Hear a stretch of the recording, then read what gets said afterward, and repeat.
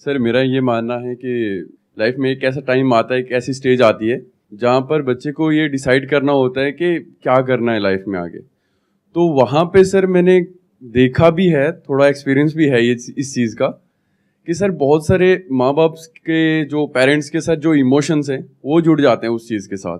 तो मेरा ये मानना है कि सर वहाँ पे थोड़ी सी फ्रीडम होनी चाहिए, बच्चे के लिए होनी चाहिए कि आप क्या करना चाहते हो, ये ज़्यादा इंपॉर्टेंट है सर। देखो, एक चीज तो यहाँ पे बिल्कुल क्लियर है कि ऐसे कुछ पेरेंट्स होते हैं जो अपने ड्रीम्स को अपने बच्चों के ऊपर थोपते हैं, मतलब कि वो बच्चे नहीं करना चाहते हैं लेकिन जबरदस्ती उनसे करवाते हैं। जी सर। ये तो गलत है ही, इसमें तो कोई डिबेट वाली बात ही नहीं है, ये तो कोई भी इंसान बोल देगा कि हाँ ये तो गलत है। बट इसका एक दूसरा एक्सट्रीम भी है जो आजकल बहुत ज्यादा हो रहा है, इनफैक्ट इससे ज्यादा हो रहा है, कि वो पेरेंट्स जो थोड़ा सा वेल ऑफ है, यानी जिनके पास में ठीक ठाक पैसा है, वो क्या बोलते हैं अपने बच्चों को, तुम्हारा जो मन है वो करो। क्या ये ठीक है पेरेंटिंग? मैं दोबारा से एक क्वेश्चन पूछता हूं, अगर कोई बच्चा आकर के अपने पेरेंट्स को ये बोल रहा है कि मेरा ये करने का मन है, मैं ये करना चाहता हूं और मुझे ये करना है, मेरा ये सपना है, तो क्या पेरेंट्स को उसको सपोर्ट करना चाहिए या उसको क्रिटिसाइज करना चाहिए या उसको रोकना चाहिए? क्या करना चाहिए पेरेंट्स को? कितने कहते हैं सपोर्ट करना चाहिए? अगर सपोर्ट नहीं करते हैं तो वो गलत पेरेंटिंग है। That's how we are thinking, right? Sir actually मेरे पॉइंट ऑफ व्यू से, सर अदर का तो पता नहीं सर, मेरे पॉइंट व्यू के सर पेरेंट्स को एक बार बाई चिल्ड्रेन को अपॉर्चुनिटी देना चाहिए कि है ना, मतलब आपको जो भी ड्रीम है, आपका जो भी स्ट्रीम है, आप एक बार उसमें मतलब अपने फोकस करो, आगे हम हैं आपको सपोर्ट करने के लिए, ताकि बच्चे आगे चल के ये नहीं बोले कि है ना मेरा ये ड्रीम था, आपने मेरे को सपोर्ट नहीं किया। हाँ, आगे पेरेंट्स पे ब्लेम नहीं आए सर। जो आप कह रहे हैं वो ही 99% लोगों की थिंकिंग है आज की डेट में। वो लोग जो पढ़े लिखे हैं या फिर एक वेल ऑफ फैमिली बैकग्राउंड से हैं, सब ऐसा ही सोचते हैं जैसा आप सोच रहे हैं, और इसको सही मानते हैं। मैं इसी को क्वेश्चन करने वाला हूं आज कि क्या ये सही है या गलत है? क्या ये सही पेरेंटिंग है, गलत है? आप कह रहे हैं सही है, यस सर। मैं कह रहा हूं गलत है। अब देखते हैं कि मेरा क्या टेक है। ठीक है, धीरे धीरे हमारा ये थॉट प्रोसेस बनता चला जा रहा है कि बच्चे जो भी करना चाहें उनको करने देना चाहिए, हमें उनको सपोर्ट करना चाहिए। क्योंकि मूवीज में भी हम ऐसे ही देखते हैं कि जो पेरेंट्स रोकते हैं अपने बच्चों को वो करने से जो वो करना चाहते हैं, वो विलेन है, और जो उनको सपोर्ट करते हैं वो अच्छे पेरेंट्स हैं। तो अच्छे बुरे की डेफिनेशन बहुत ही क्लियरली हम सबके माइंड में प्लांट कर दी गई है। अब मैं आपको एक रियल लाइफ एग्जांपल देता हूं। आज से करीबन 7 साल पहले की बात है, मैं अपने एक फ्रेंड के घर गया था। उनकी जो डॉटर है, she was I think around 20 years old at that time. तो वैसे ही डिस्कशन हुआ कि भाई आगे क्या कर रहे हो, क्या सोच रहे हो एंड ऑल दैट स्टफ। तो उसने बोला कि मैं यूपीएससी की तैयारी करने के बारे में सोच रही हूं। तो मैंने कहा बहुत अच्छी बात है, उसके पीछे रीजन क्या है, क्यों करना चाहते हो? तो उसने कहा यह दुनिया की सबसे टफ एग्जामिनेशन है, मैं इसलिए इसको क्रैक करना चाहती हूं। तो फिर मैंने उससे काउंटर क्वेश्चन पूछा, अगर क्रैक नहीं होता है तो क्या होगा? तो उसका रिएक्शन यह था कि ऐसा हो ही नहीं सकता। अगर मैं अपनी तरफ से अपना 100% एफर्ट करूंगी, अपनी तरफ से पूरी मेहनत करूंगी, जो इंडिया का बेस्ट कोचिंग इंस्टीट्यूट है वहां से कोचिंग लूंगी और उसके हिसाब से एक्ट करूंगी, और अपनी तैयारी में अगर कोई कमी नहीं होगी तो क्यों नहीं होगा? मैंने कहा लेकिन फिर भी मान लेते हैं एक बार को कि तुम्हारा नहीं होता किसी भी वजह से, तो क्या? तो एक बार और ट्राई कर लूंगी। मैंने कहा फिर भी नहीं होता तो तीसरा अटेम्प्ट, चौथा अटेम्प्ट, लेकिन मैं करके रहूंगी। तो उधर से उसके फादर ने मुझे रोक दिया, कहते कि यार बस अब और मत बोलो, डिमोटिवेट मत करो बच्ची को, उसका मन है ना, करने दो ना, क्या हो गया, कोचिंग में 20-30 लाख रुपए लग जाएंगे, अरे कोई बात नहीं, भगवान का दिया बहुत है हमारे पास में, कोई फर्क नहीं पड़ता, करने दो। कल को ये बच्ची ये ना बोल दे आगे जाकर के कि मैं कुछ करना चाहती थी और मेरे पेरेंट्स ने मुझे करने नहीं दिया। मैंने कहा कि मेरे को जहां तक ये सिचुएशन समझ आई है, मेरे हिसाब से इसको नहीं करना चाहिए, बाकी आप लोगों की मर्जी है। तो उन्होंने ध्यान नहीं दिया, क्योंकि पेरेंट्स को कोई फर्क पड़ नहीं रहा था, जिसको हम अच्छी पेरेंटिंग समझते हैं।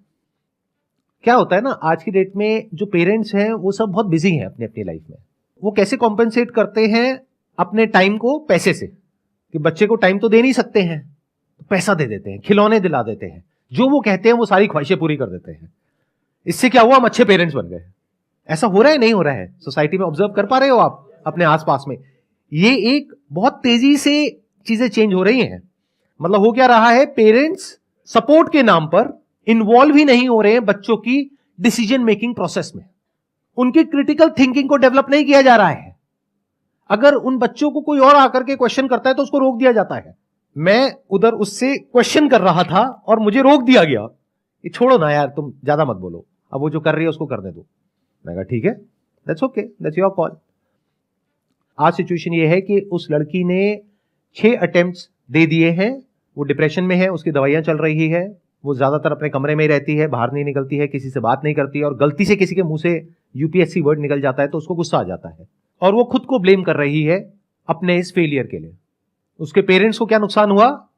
पैसे का, 20-30 लाख रुपए का, जो उनको फर्क नहीं पड़ता है क्योंकि बहुत पैसा है उनके पास में। तो क्या ये सही पेरेंटिंग है?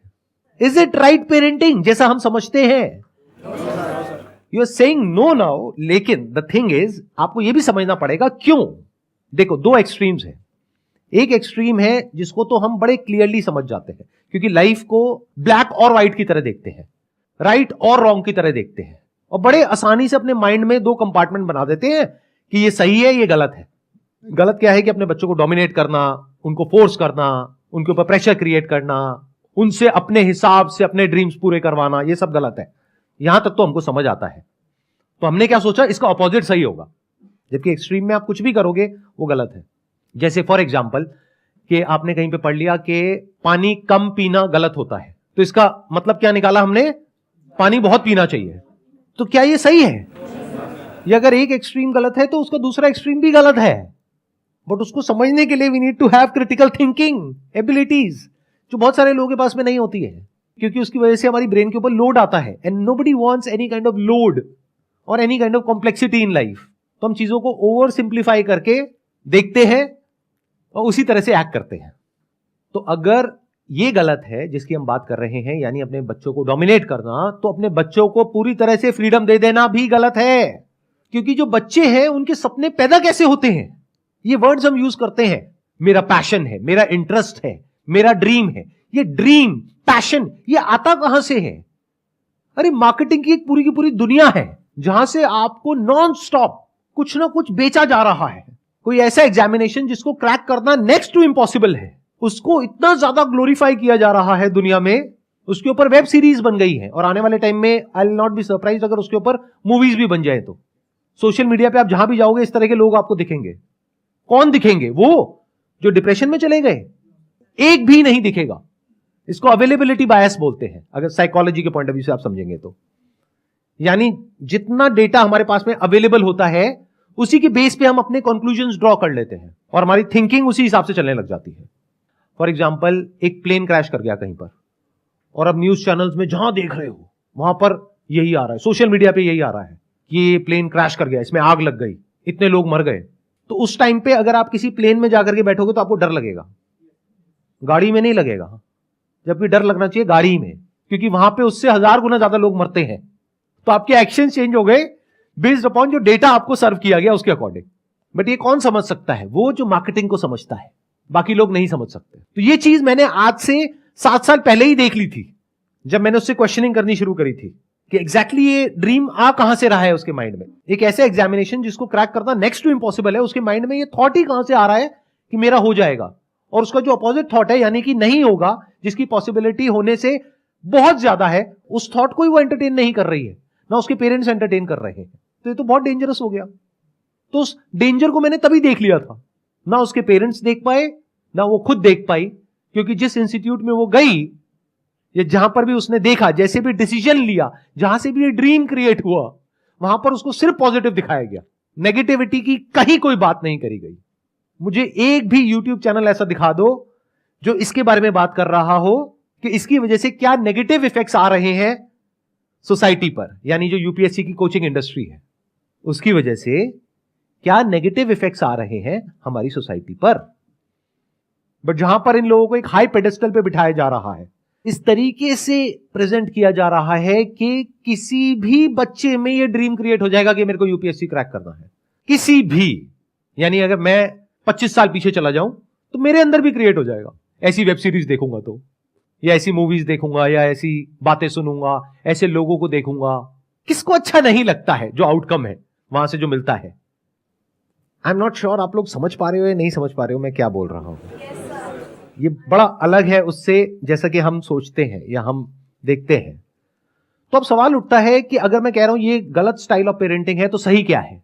या फिर अगर मैं अपने फ्रेंड की जगह होता तो मैं क्या करता? मैं अपनी बेटी से लड़ता नहीं, ना उसको रोकता, उससे क्वेश्चंस पूछता और ऐसे लोगों से उसको मिलवाता जो कि उसको सोचने पर मजबूर करे कि तुम जो कर रहे हो वो क्या कर रहे हो, और इसकी एक दूसरी साइड को भी देखने के लिए उसको फोर्स किया जाता, जिसको नेगेटिविटी नहीं कहते हैं, जिसको डिमोटिवेशन नहीं कहते, जिसको रियलिटी कहते हैं, इसको रियलिटी चेक कहते हैं। तो मैं क्या करता, कुछ भी करके रियलिटी चेक करवा देता, फिर जो मर्जी करो। यानी मान लो कि लाखों लोग एक पर्टिकुलर जगह से छलांग लगा रहे हैं नीचे समुद्र में, उसमें से कुछ लोग जो बच करके साइड तक आ रहे हैं उनको हीरो बनाया जा रहा है, बाकी के जो डूब गए मर गए उनका कोई अता पता ही नहीं है। तो मैं क्या करता, किसी भी तरीके से नीचे जाता समुद्र की गहराइयों में और फिर उसको दिखाता, देखो कितनी लाशें पड़ी हैं यहां पर, बाहर जो 10 लोग दिख रहे हैं सिर्फ वो नहीं है, इन लाखों कंकालों को भी देखो। अब बोलो अगर करना है तो करो। If you are okay with this also, because you could be next here, and if you are okay with that then do it, कोई दिक्कत नहीं है। मैं स्ट्रांगली आप लोगों को रिकमेंड करूंगा कि अपने करियर को चूज करने से पहले साइकोलॉजी के बारे में थोड़ा सा पढ़ो। अगर ज्यादा नहीं पढ़ सकते हो एटलीस्ट ह्यूमन बायसेस के बारे में पढ़ लो। इन बायसेस को मार्केटिंग एक्सपर्ट समझते हैं और उसको एक्सप्लॉइट करते हैं लोगों को बेवकूफ बनाने के लिए। मतलब इन बायसेस को पढ़ने के 2 तरीके हो सकते हैं। एक है आप पढ़ो और समझो कि 99.99% लोग कहां फंसने वाले हैं और इन बायसेस को यूज करो, किसी को भी फंसा दोगे आप। दूसरा तरीका हो सकता है इन बायसेस को पढ़ने का कि आप इसको पढ़ो और पढ़ करके समझो और इस चीज को ऑब्जर्व करो कि दुनिया में लोग कैसे इन टैक्टिक्स को यूज कर रहे हैं आपको फंसाने के लिए, किस तरह से फैक्ट्स को छुपाया जाता है, किस तरह से चीजों को इंटरपोलेट किया जाता है। मतलब जो चीज होती छोटी सी उसको बहुत बढ़ा चढ़ा करके दिखाया जाता है, किस तरह से कहानी क्रिएट होती है, एक नैरेटिव क्रिएट होता है आप लोगों के माइंड में, और वो इमोशंस कैसे ट्रिगर करते हैं आपकी ब्रेन को, जिसकी वजह से एक रेपिटेटिव पैटर्न बनता है और फिर आप उसमें जाकर के फंस जाते हो। अगर मेरी बात को एक बार को आपको रूल्ड आउट भी करना है कर दो। मुझे पता है जब भी वीडियो अपलोड होगी तो बहुत सारे लोग कहेंगे नहीं नहीं सर क्या बोल रहे हो, हम तो आए थे आपकी वीडियो देखने के लिए कि भाई मोटिवेट हो जाएंगे यहां से यूपीएससी को क्रैक करने के लिए, ये क्या बातें कर रहे हो सर। मैं क्या कह रहा हूं, मेरी बातों को छोड़ दो। अरे भाई एक बार पढ़ लो ना साइकोलॉजी में कि कितने तरह के बायसेस होते हैं और देखो जो मैं कह रहा हूं वो सच है झूठ है, अपने आप वेरीफाई करो मेरे कहने से क्या होता है। देखो जो पूरी की पूरी कोचिंग इंडस्ट्री है वो कैसे उन सारे बायसेस को यूज कर रही है आपको कंट्रोल करने के लिए। तो अगर मैं कह रहा हूं कि ये पेरेंटिंग करने का जो स्टाइल है वो गलत है, तो सही क्या है? सही ये है कि अपने बच्चों को हमेशा क्वेश्चंस पूछने के लिए एंटरटेन किया जाए बचपन से ही। यानी बच्चा ऐसा होना चाहिए जिसमें दम हो किसी भी थॉट प्रोसेस को क्वेश्चन करने का, चाहे वो कितनी भी पुरानी क्यों ना हो, कितनी भी स्ट्रांग क्यों ना हो। मतलब कि वो जो बच्चा है अगर वो क्रिटिकली सोच पा रहा है, हर एक सिचुएशन की हर एक साइड को देख पा रहा है और एक वेल इन्फॉर्म्ड डिसीजन ले पा रहा है रियलिटी के बेस पे, यानी अगर वो रियलिटी तक पहुंच पा रहा है फिर डिसीजन ले रहा है, दैट इज गुड पेरेंटिंग।